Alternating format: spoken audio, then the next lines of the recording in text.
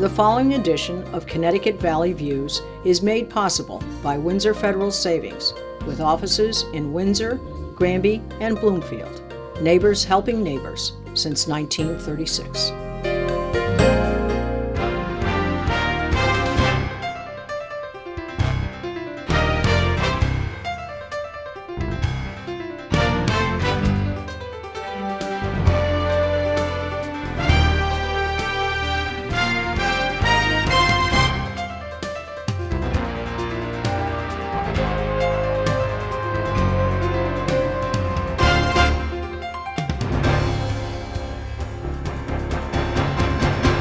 I'm Susan Regan, your host for Connecticut Valley Views, and today we are going to be speaking with Kevin Counihan. He's the Chief Executive Officer of the Connecticut Health Insurance Exchange. It's a pleasure to be here.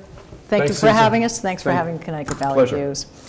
Kevin, you are the new appointee for the firm. We're referring to it as the firm. It's a new position, and it's new for the administration. Is that correct? Correct. Appointed by Governor Malloy. Correct. So this firm is going to be encompassing all of what we hope will be some answers for the state, for people, and for healthcare insurance. Yeah, I think that's right, Susan. I think in a lot of ways, insurance exchanges are stores. And it's a responsibility of our store to stock the shelves with attractive products at the most reasonable price that we can find, provided by name brand providers with sufficient networks of hospitals and doctors that residents, individuals, and small businesses in the state would find attractive to buy from. We are going to be working both on a direct basis and through brokers and navigators to help people get access to our store. But our real objective is to facilitate access to coverage with attractive insurance products at the most affordable price that we can provide, and do it in a way that makes us self-sustaining. So you're the conduit. Correct. You're actually the conduit for this. Now, you're a former Cigna vice president. Correct. So you have a veritable background in the insurance industry. Maybe just give us a little bit of brief background on that. I've been doing this a long time. I've been in the business for over 30 years, as you can probably tell. I began in the insurance business, as you mentioned, in a variety of different jobs. About 15 years or so ago, I moved to a health plan in Boston called Tufts Health Plan, which was quite small at the time, because I was very interested in this idea of managed care and very interested in this idea about how costs could be controlled and coordinated. And from there, I began working at the Massachusetts Connector, which was really the model for Obamacare. And then from there, I managed a private health insurance exchange in California, and then took this job. Well, it's rather a deep bench of background. So you have been looking at it from different hills, as I might say. So you've gotten a perspective on it, which gives you a very good background for this new firm. And a great choice by Governor Malloy, I must say. Now, as I understand it, Steve Siegel will act as its Chief Financial Officer. Correct. And Peter Van Loon will be its Chief Operating Officer. Correct. And Van Loon apparently worked in various leadership roles. He was at Connecticut, EDS, and Aetna before joining semi-public entity that is establishing part of Obamacare. I mean, this is what this is, part of Obamacare. Correct. And Steve, by the way, also was a long-term Aetna employee. One of the reasons that much of our senior team comes from the insurance business is because my experience at the Connector in Massachusetts showed that having people with that background made them particularly effective in working with health plans, who are our suppliers of product. And with something as complicated as this implementation that's being done in such a quick period of time, it felt like a good fit. So we're really delighted to have these two guys join us. It's interesting because Hartford was the insurance capital of the world. And so now, hopefully, this will be a crowning achievement. Once you get this up and running, and it's efficient, and it's effective, and cost-effective, certainly, for the people of Connecticut. So hopefully we can bring that title back home. Well, I think that's right. At least to serve as a template for other states. I think that's right. And, you know, it's interesting, to your point, that because so many major health insurers are headquartered here, that much of the way that the big insurance companies could view the Obamacare model could be filtered through how it works in Connecticut, Sure. their home state. So we feel a unique responsibility to make this work here, not only for the residents and small businesses, which quite frankly is our primary mission, but also to the insurance companies to make sure that, and to other stakeholders, to make sure that they see this can work nationally. Well, you alluded to it in your opening statement, but what exactly is the healthcare exchange? When will it be up and running? How is it going to work? Is it going to be uncomplicated and transparent for people? Will it actually incorporate this theory that across state lines brings the cost down? Mm. Well, as I said, it is a store. We are not a health plan. We're not an insurance company. We don't provide care. We're a distribution channel. And our goal is to create, working with the insurance companies, is to create competitive products that people can understand when they buy, that we make the shopping experience both for the individual or small business and their broker or navigators to be as easy and simple as possible. That, quite frankly, is a real focus of ours. Because if you look at all the data nationally, people, individuals and small businesses find buying insurance to be confusing, complicated, and expensive. And they don't really feel, they feel that they're getting ripped off by someone in the system and they're not really sure where. So I'd say that's a good description. Well, yes, and that's because they have been uneducated to what's going on because people have not been transparent, and I think that's what you're trying to achieve here. That's correct. And also I think there's been such complexity of products that it's been so hard to understand all the nuances of those. So what we're trying to do is to really not be all things to all people, offer a competitive set of products that people can understand what they buy, and make this whole shopping experience much easier and transparent, as you say. With respect to buying across state lines, our products are going to be available for people who are residents of the state, small businesses that are domiciled in the state, but the products are going to be restricted to those that have been approved in the state. So there won't be a cross-state purchasing.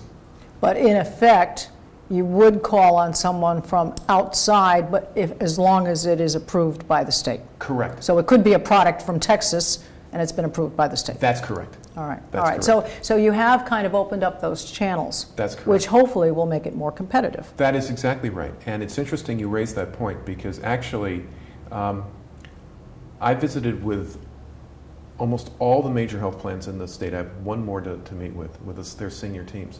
And I've met with the senior management of several health plans that are thinking of coming into the state. Mm-hmm. And I couldn't agree with you more. What we're trying to do is foster innovation and competition and really level the playing field to make sure that we can offer more product. Well, this could actually be a multifaceted thing because if you bring more into the state, there could be that they have satellite offices here. Maybe there might be more jobs. Correct. Job opportunities. Correct. Which would help, obviously, with the unemployment, which is now at 9%, unfortunately, in Connecticut. So that type of thing would be very beneficial. Well, you're absolutely right, and your point about jobs is very appropriate to health insurance because one of the challenges, of course, is providing affordable insurance, and employers are going to have a hard time growing jobs if even when the economy picks up, if they find that affording Mm-hmm. employee benefits gets difficult. So we agree with you, we're trying to do everything that we can to keep those costs down. Just as an aside, would long-term care insurance be anything that you would cover? Is that? It may be something that we look to in the future. I tell you, to be very frank with you, we're looking at a complicated project mm-hmm. that is dependent on both other state agencies and federal agencies. That probably, ideally, there'd be about 3 years to do, mm-hmm. that we have 12 months to do. Right. So we're going to be looking at a longer-term plan of different things to offer, also enhancements to our website. But in order to start by October 13, we just need to get the basic core functionality up and running. So I would say that yes, there is an opportunity for that, but not short-term. Well, let's talk about how it's going to be funded. Will you have state funds, federal funds? How will this work? So there are no state funds involved in this. So we haven't You haven't impacted the budget. Correct, not one bit. We are getting some initial seed funding from the federal government. That will last us through December 31st of 2014, at which point we have to become self-sustaining. So beginning of January 1, 2015, we have to be fully self-sufficient. All right, well, now, I don't know, can you share with us the budget? Is the budget in place yet, or where are you with that? The budget is not yet in place. We have a recommended budget that's been approved by the Finance Committee of the board, and that is going to the full board in a few days for voting. So right now, we don't have an approved budget, but we will shortly. All right, now let's go back to the public, because what we're trying to do in this interview is to clarify things for everybody. So if we understand this correctly, the Affordable Care Act mandates that everybody must have health care insurance. Everybody over 18 Correct. must have health care insurance. And otherwise there will be a penalty, but the Supreme Court is calling it a tax. Correct. What happens if they pay this fee and they still don't have insurance, but they need medical care, and then it becomes even more expensive because it turns out they need an expensive operation and so forth? How are those expensive charges going to be covered? Who pays for that? How does that part happen? Well, essentially what happens is if an individual, for example, decides to forego the mandate and pay the penalty, and then has God forbid, a catastrophic illness or condition, it would be treated as if they were uninsured. So, for example, they may go to the emergency ward, emergency room. They may be treated. There may be a very expensive bill, and that bill would be sent to that individual for payment. All right. Now, you're going to be over at the Capitol, is that right? Is that where will your office be there? No. You won't be located there? No, we have offices right now in a state agency. Okay. We're going to be moving around December 1st to a location downtown Hartford.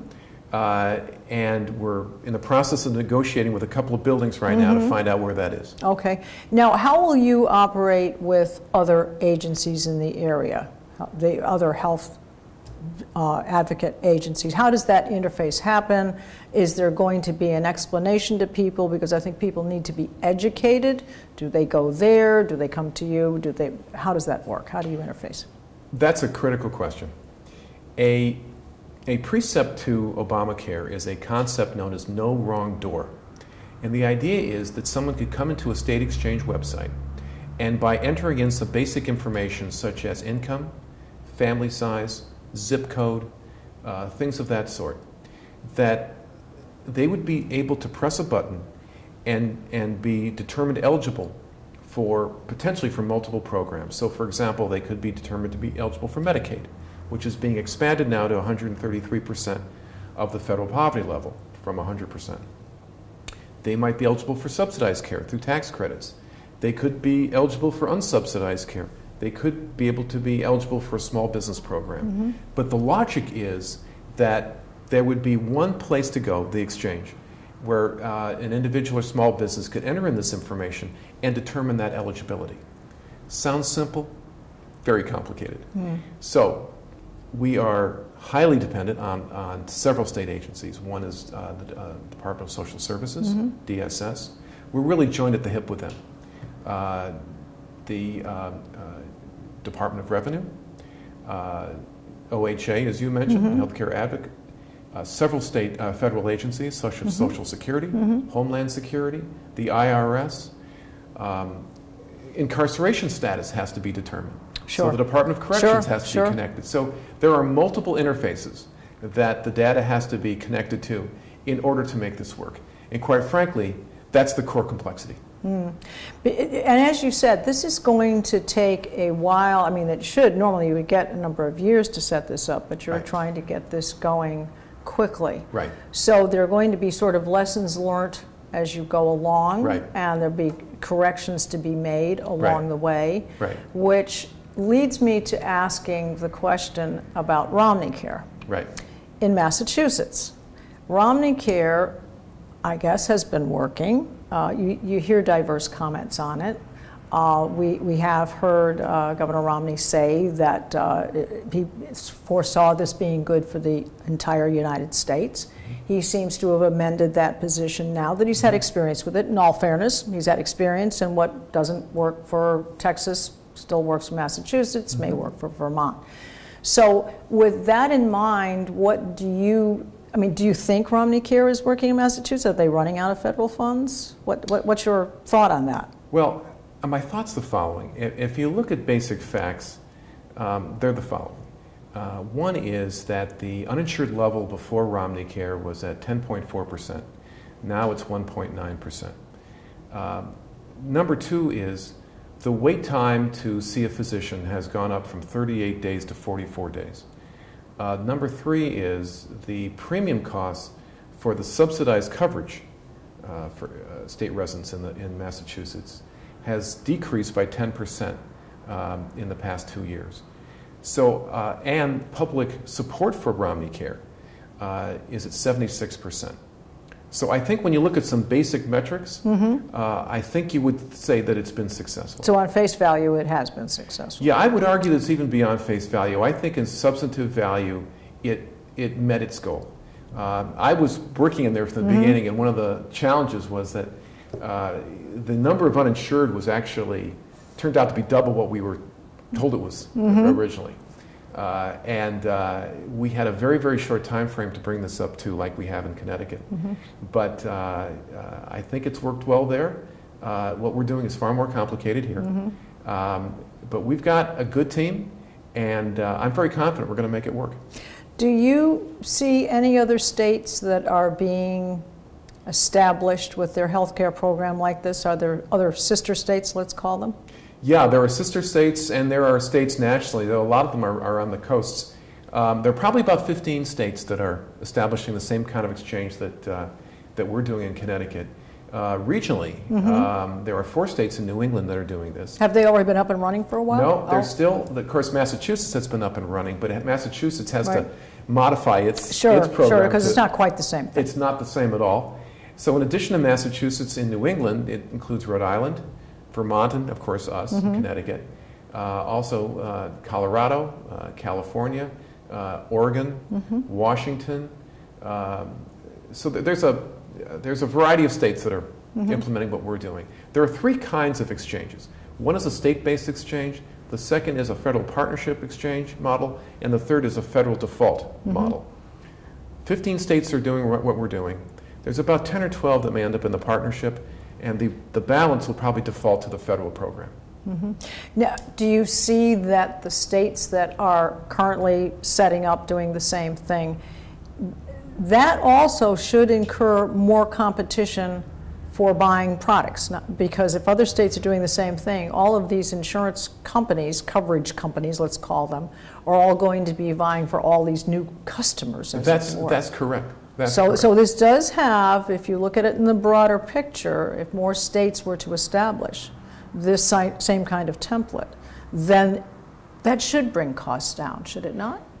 Well, it's a complicated question, and I'm really not sure that we know the answer yet. There are a number of insurance market reforms built into the federal law. Because the more people in something, usually the unit price comes down. The administrative costs would go down. Right. I think with respect to medical costs at this point, I think frankly it's an unknown. If you look at the impact in Massachusetts, actually costs for the individuals went down by 25%. But that's in part because they merged the individual insurance pool with the small group insurance pool. There was a slight increase in costs for small group pool. We're keeping them separate in Connecticut.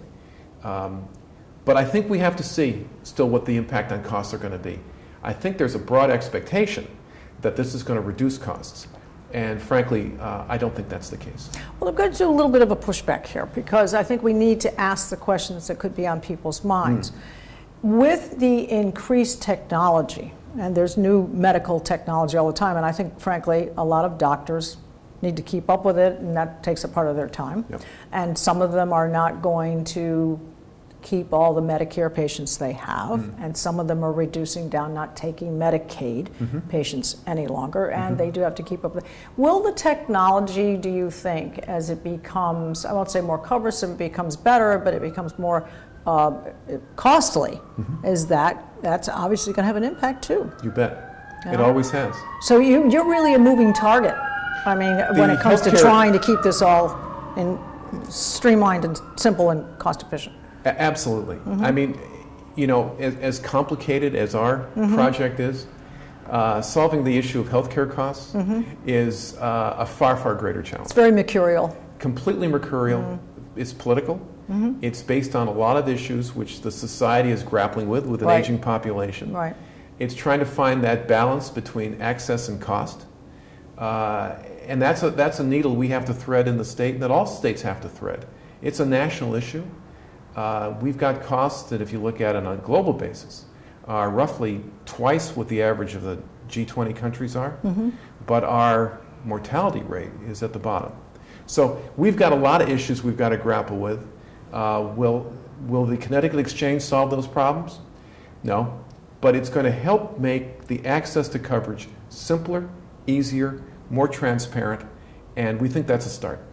All right, well, here's another thing. Preventative care will be a big part of it, and theoretically that would bring costs down, or hopefully long-term care issues. Now, there will be an educational curve here that's going to need to happen, because those people who have had their insurance and who have been paying for their premiums right along, and who belong to a major corporation who've been covering whatever it is, 80% of their costs and so forth, and then they pay out of their salaries, they pay for that. And so a lot of people are in place, but there's a significant number of people who've never had insurance before, particularly young people, and people who have just starting their families and different jobs that have not had health care insurance. Right. So there's this learning curve and educating them not to necessarily go directly to the emergency room for everything. Right.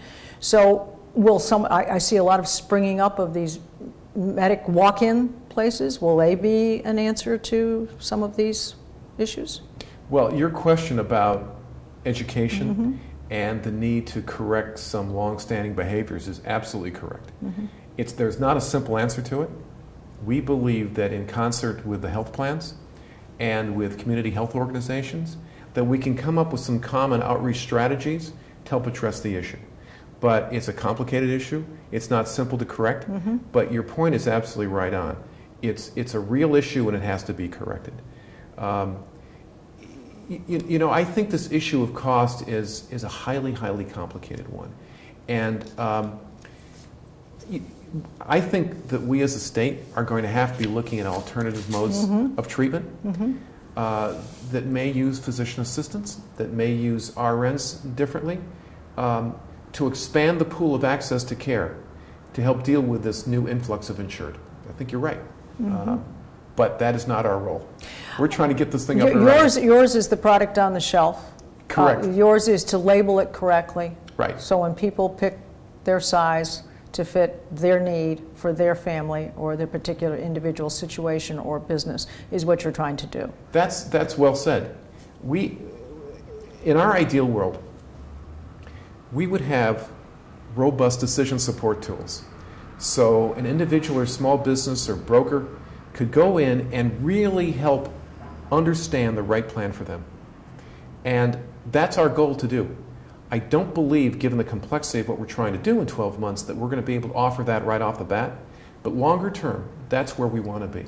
We want people to understand how to buy the best coverage that meets their needs. Well, we mentioned Chief Financial Officer and, of course, yourself heading it up. How many other people will be employed within the firm? We have 15 employees right now. And they comprise, what will they be doing? It comprises all the basic functions you think of a business. So, for example, we have people in marketing, we have people in operations, we have people in distribution, we have people in policy because of the nature of the Obamacare law. We have a general counsel. We have all those kinds of basic functions, the finance department, all the kinds of things to lead us to self-sufficiency. Well, one other question I'd like to ask, because it has been stated, and I think people need to have an answer to it. What they've heard is that they can keep those who have had insurance right along, had a primary care physician. Will they be able to? I mean, it's not your responsibility. I can see that your agency is probably going to be found fault with anything that goes wrong anywhere in healthcare. You guys will be the ones who may be faulted simply because you've identified yourself as the healthcare insurance exchange. That's one of the recruiting tools that we use, is the opportunity to be blamed. Right, to be blamed. But I guess one of the things is, do you perceive, having been in the insurance business for so long, do you perceive this as being, I'll be able to keep my same doctor, I'll be able to keep my same situation? Do you think, I mean, your experience is, I think we need to give people a sense. I agree. No, I agree. You know, right now there's only one model up and running, and that's Massachusetts. And if we looked at Massachusetts with that question, the answer would be yes. Now, we all know that the world keeps changing. Provider systems in hospitals acquire one another. Physician groups expand. They get acquired by a hospital organization. They become a physician hospital organization.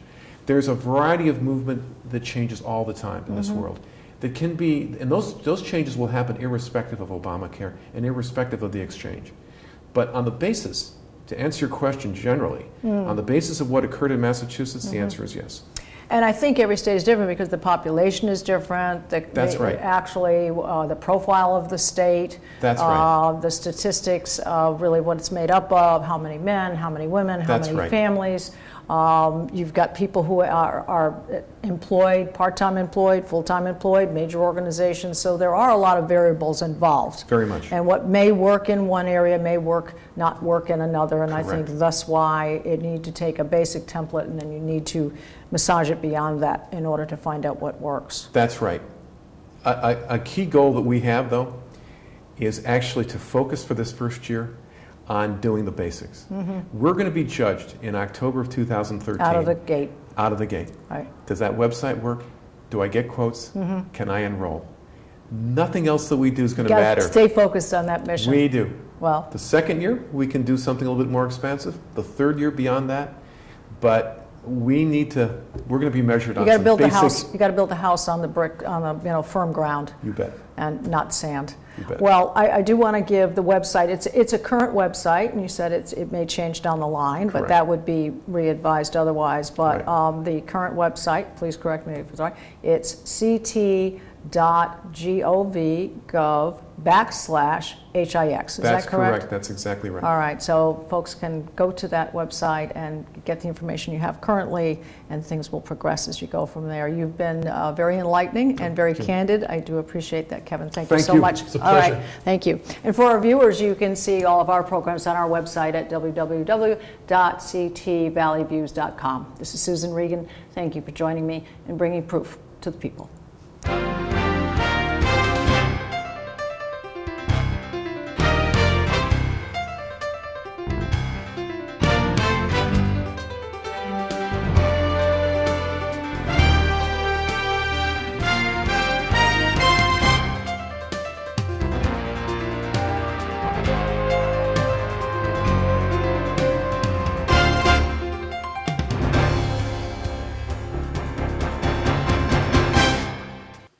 Our thanks to Windsor Federal Savings for making this program possible.